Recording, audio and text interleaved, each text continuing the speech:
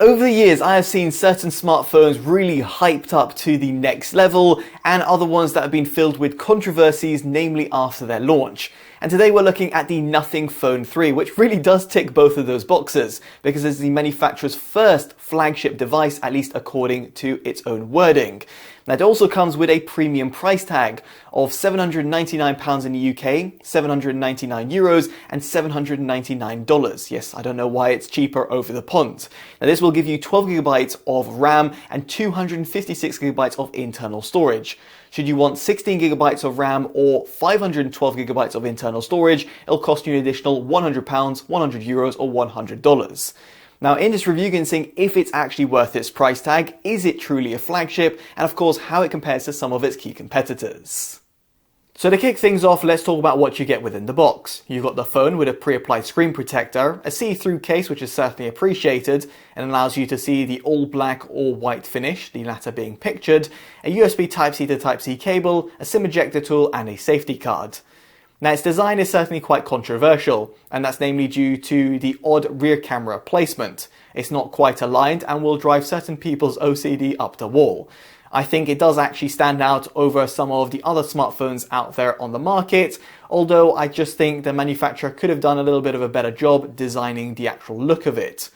Furthermore, over here, they made an emphasis of one of the lenses being punched through the motherboard of the actual device itself, therefore making it stand out over rivals. However, the camera placement at the back will still mean that the phone is rocking, even with the case included. So therefore, it's not going to be quite useful to be used on a flat surface, for example, a table. Now, this actually brings me on to another slightly odd inclusion, and that is the Glyph interface. Now, this actually replaced the Glyph lights that were previously loved by the Nothing community because it allowed you to see certain notifications at a glance. Instead, over here, the manufacturer claims that the Glyph interface, which uses 489 micro LEDs, will give you far better detail in terms of the notifications that are coming through, and it can also be interacted with. This is thanks to a sort of touch-sensitive button that's found just below it.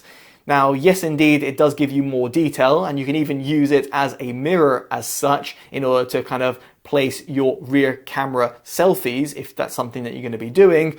But in all honesty, I just don't really see the point, other than kind of showcasing it to your friends and family and showing, look at these kind of fun little tools and games that we can play. Other than that, I just think it's a little bit redundant. Now, certain individuals will say, I just want to place my phone down and I just don't want to look at it, and I just want the Glyph interface to give me certain notifications. And yes, that is exactly what it can do. However, I just think that if you're going to have your phone there and you're going to be constantly looking at it, in other words, to see if there's a notification that pops through the Glyph interface, then you're just using it in the wrong way. Just have it the other way around in order to actually see the notification come through. And if it's not important, then just don't look at your smartphone in the slightest. Now, another thing that I just don't really understand its inclusion is the red little LED that's found at the back. Now, yes, it can be useful, for example, if you've got recordings and then you can face your phone downwards and just not have to worry about it and know that it's actually doing an audio recording. But when it comes to video recordings, well, you're just not going to see it. So therefore, it's just showing everyone that you are video recording them, or obviously certain other things that you're doing. So don't really see its point, but it's just there for you to use if you so wish. So I just think over here that the manufacturers kind of doubled down on the Glyph interface in comparison to the Glyph lights, and therefore probably has added to the overall cost of production of the smartphone. And all honesty, I just don't suspect a lot of people will actually like it or indeed utilize it. Speaking of which, you've also got a essential space button. It's found on the right hand side, and it's awkwardly placed right next to the power button, so you are likely going to be pressing it very frequently accidentally. Now, the essential space button effectively allows you to save certain memos and save them in a certain area, so therefore you can come back to them. It's not something that I actually like utilizing. It's not something that I would ever like to utilize. And here, unfortunately, that button cannot be customized to do something else. Instead, the manufacturer's kind of doubling down on this essential space button and adding functionalities few and far between as time goes on. This is all well and good, but if you're not using it, then it just feels like a redundant button. Now, on the left-hand side, you have got a volume rocker. And then towards the bottom, you've got a USB Type-C port, which you'll find alongside a speaker. There's also another speaker towards the top. And yes, you have got dual speakers, which I'll be touching upon further down in this review. Then you've also got an IP68 rating, which is to be expected at this price point, therefore giving you dust and water resistance. And finally, I would like to mention that due to its kind of aluminium frame, it's actually pretty heavy, coming in at 218 grams. And while it does have quite a lot of drop protection and tests that have been done by the manufacturer, I do feel it does feel a little bit heavy in hand. On that note, I would like to point out that at the back you've got Corning's Gorilla Glass Victus that is protecting it, while at the front you've actually got the cheaper 7i, which has got less sort of scratch resistance in comparison to some of the other glass types that are provided by Corning themselves, and therefore doesn't quite compete with some of its competitors. Not great for a flagship. Speaking of which, over here you've got an optical fingerprint sensor. It does a decent job, although I did find in certain instances didn't work as quick as it should do in comparison to yet again what you'd find out there on the market. Now there is also face unlock, although it's worth mentioning over here that it's not as secure as full 3D biometric data like you'd find on certain flagship devices. Now, in terms of what you're actually going to be looking at, you've got a 6.67-inch 120Hz AMOLED display. Now, this is actually using LTPS technology, and therefore doesn't have the sort of flagship spec of LTPO.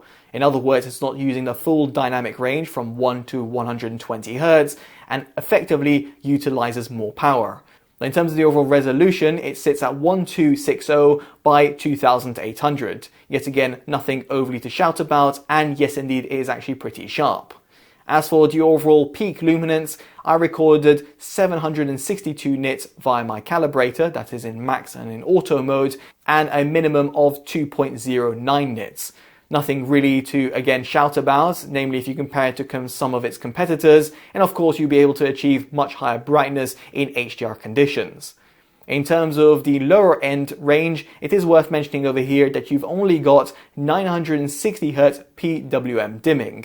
This is actually pretty poor in comparison to the vast majority of alternatives out there, namely at a cheaper price point that offer far higher frequency, therefore reducing the overall eye strain if you're utilizing your smartphone at night. Moving on, we get on to the overall camera performance, and here you've got a main 50 megapixel f1.68 wide lens with OIS and EIS with 2x in-sensor zoom, 50 megapixel f2.68 periscope lens with OIS and EIS, 3x optical, 6x in-sensor, and 60x digital zoom, and then you've also got a 50 megapixel f2.2 ultra wide with EIS. Now, concentrating on the latter, the ultra-wide lens does a decent job, namely due to the fact that you've got that 50 megapixel count, therefore far surpassing some of the alternatives out there on the market, and equally going toe-to-toe with some of its nearest competitors. However, I did find that the main camera lens was something that was a little bit better, because this was just due to the fact that you had that f1.68 aperture.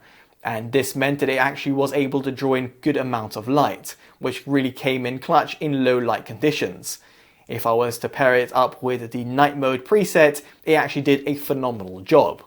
With that said, I did find that in certain instances it was softening the image a little bit, and therefore meant that it can't quite compete with some of the more flagship devices out there, which did do a little bit of a better job in terms of portraying a little bit of a sharper scene. Now, I'd also like to mention over here that the periscope lens doesn't quite compete with some of the alternatives out there, namely due to its limitation of 3x optical zoom and 60x digital. Indeed, you'll find alternatives out there that offer up to 120 to even 200x digital zoom, and also utilizing AI photography, it does a better job. Now, it is worth mentioning over here that the AI enhancement is available from 30 to 60x digital zoom on the Nothing Phone 3. Effectively, what I'm trying to highlight over here is that the rear camera setup does a decent job. It's actually pretty impressive in certain instances, although isn't exactly flagship worthy, at least in my opinion, if you compare and contrast it with some of the slightly more expensive alternatives. On that note, it brings me on to its selfie camera, and here you've got a 50 megapixel wide lens with f2.2 and EIS.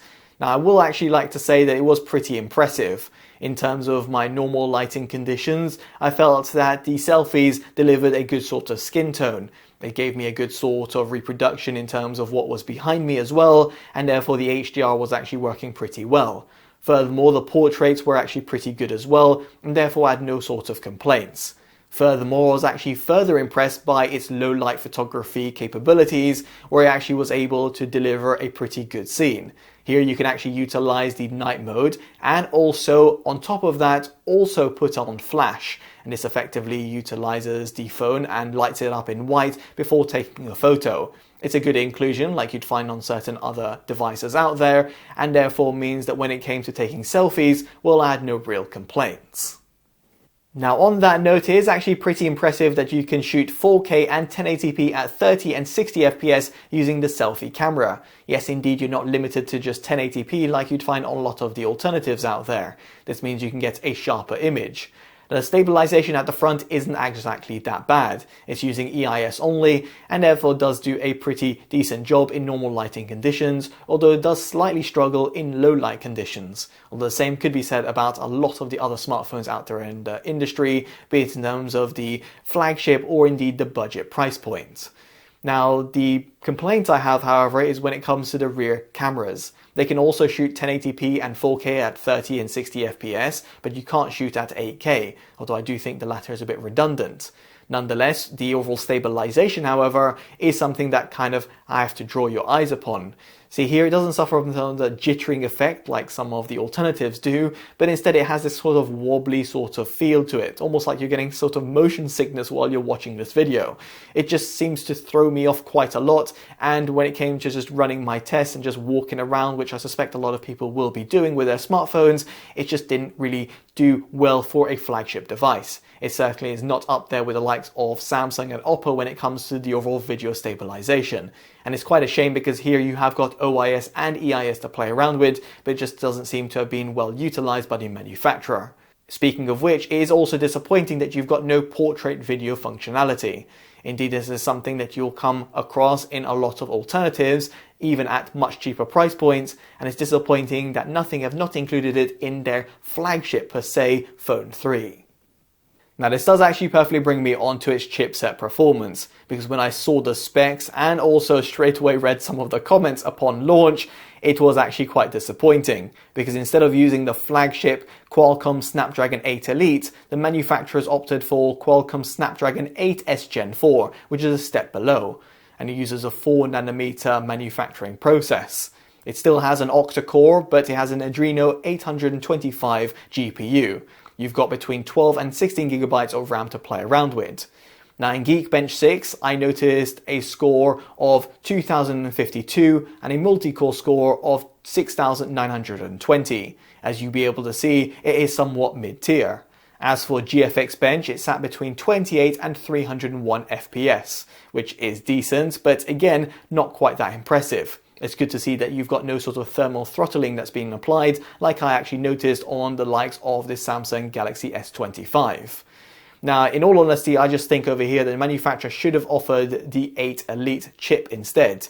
Because sure enough, when it comes to the overall software experience, it's plentiful, and for your day-to-day tasks, it is good, but in terms of the overall raw performance and also the overall efficiency, well, it's not quite there. And therefore means that if that's something that you're looking forward to, then you might want to look at some of the alternatives instead. In my case, I actually used a Poco F7 Ultra as my daily driver, and that has the 8 Elite. And when it came to gaming, I could notably tell that there was a bigger difference over here in comparison to using the Snapdragon 8S Gen 4. Now, unlike my Xiaomi device, however, the software I think is absolutely excellent because it gives you a near stock Android experience. This is because you've got Nothing OS 3.5 that is built upon Android 15. At least at the time of filming, that is what you'll get shipped outside the box. You're also promised 5 years worth of Android updates with 7 years of security patches, which is certainly impressive. The overall software experience is arguably one of its key fortes. Indeed, in comparison to the vast majority of alternatives out there, it feels very sleek and quite snappy, and in some ways completely makes you forget about the processor that is housed within. As I mentioned before, when it came to launching apps or indeed multitasking, I had no issues whatsoever. And it's also good to see that you have not got AI baked in every single corner of the smartphone, which again certain individuals will appreciate. And yes, you do have that essential space area, which I did mention before, but I do think it is a little bit redundant, at least at the current time of filming. I do still find that the phone was a little bit problematic when it came to rotating. See, if I had the rotation function enabled and where to open up a browser on a flat surface, the phone would think I'm in a landscape format in comparison to vertical. And this is something that I've noticed in the other Nothing phones that I've reviewed so far and is not present in any of the other smartphones out there. So it's clearly some sort of software or gyro bug, and I really wish that Nothing will actually address this in some sort of future update. So past that, how long can you run this smartphone for? Well, here you've got a 5150 milliamp battery pack that is in the international version and what I've actually got. In certain other territories, you'll have larger battery pack capacities, so worth bearing that in mind. Now, in my battery rundown test, I netted 26 hours and 33 minutes. It is pretty much bang on average, not exactly the worst nor the best sort of figures that I've attained. And given its overall flagship price, certain individuals might be expecting a little bit better. Nonetheless, you should be able to run this smartphone for roughly 1 to 1.5 days for light to medium usage, and if you're a heavy user, then expect under 1 day before having to reach for a charger. Speaking of which, via its USB Type-C port, it will take up to 65 watts of wired charging capabilities. Now that's not too bad because it'll get you from 1 to 100% in roughly 54 minutes. However, some of the alternatives out there offer far greater capacity, therefore making this flagship phone look a little bit lackluster. Now, in terms of your wireless charging capabilities, it's 15 watt rated, and in terms of reverse charging capabilities via the wired port, in other words the USB-C port, you can deliver up to 7.5 watts, and via the wireless pad you can actually reverse charge for up to 5 watts. So therefore showing good sort of versatility with the smartphone and giving you different sorts of options depending on how you want to use it. Now, speaking about delivering charge, we do have to talk about its USB Type-C port, because here the manufacturer has somewhat crazily used the 2.0 interface. Sure enough, certain people won't really care about it all that much, but given the overall flagship price, you might expect USB 3 or 3.1, but unfortunately that's not the case. Now you do have, however, dual nano SIM capabilities with an eSIM functionality as well, which is very much appreciated for those of us who travel quite frequently.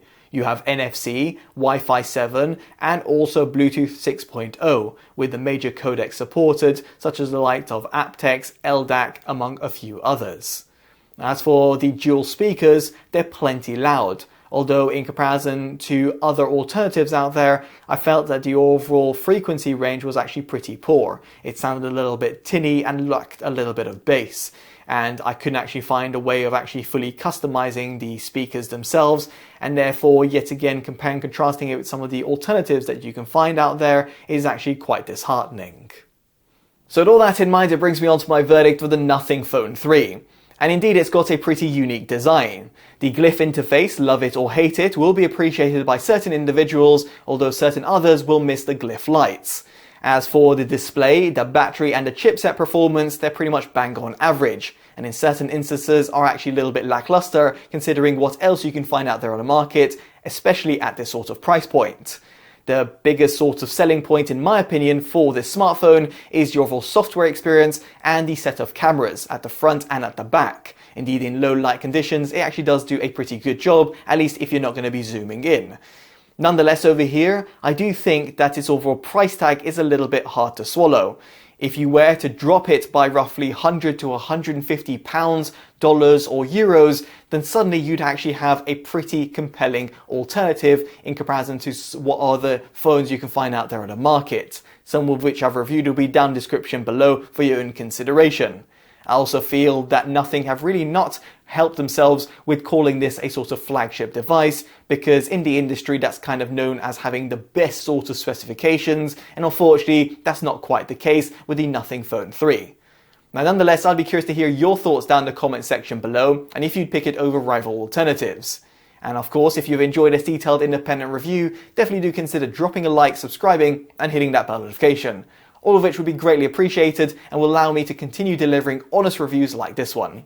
As such, I've been Totally Dubbed, and I hope you see you in the next one. Take care of yourselves, and goodbye.